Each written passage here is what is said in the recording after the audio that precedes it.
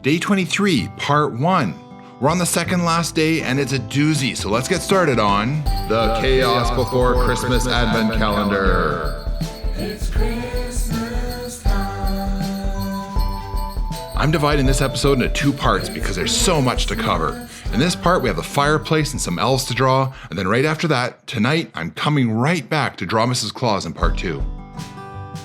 Starting with this background, this is the fireplace. Yes, the Clauses have their own fireplace. Do you think Santa ever used it? Nah, but I wanted to do a good job of drawing it, even though it's slightly obscured by the 2 figures in front of it.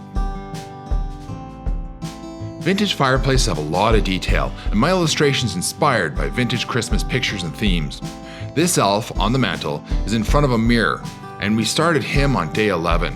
He's holding the line for this daredevil of an elf putting the tree topper on top of the Christmas tree.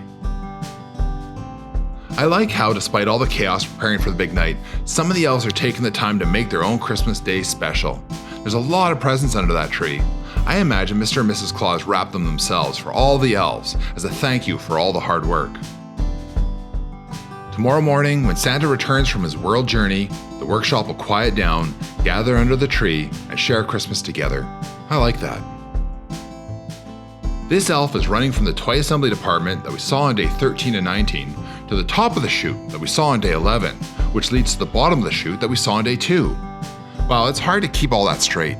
If you need help remembering all the little scenes that we've revealed, or if you're new here, there's an updated playlist on my channel that will run you through the entire series from beginning to today. This elf was a favorite of mine to draw. It was just so fun to create the action pose and the presents flying off, and I thought I'd give them longer hair than the other elves. I don't have many more to draw before this whole adventure ends.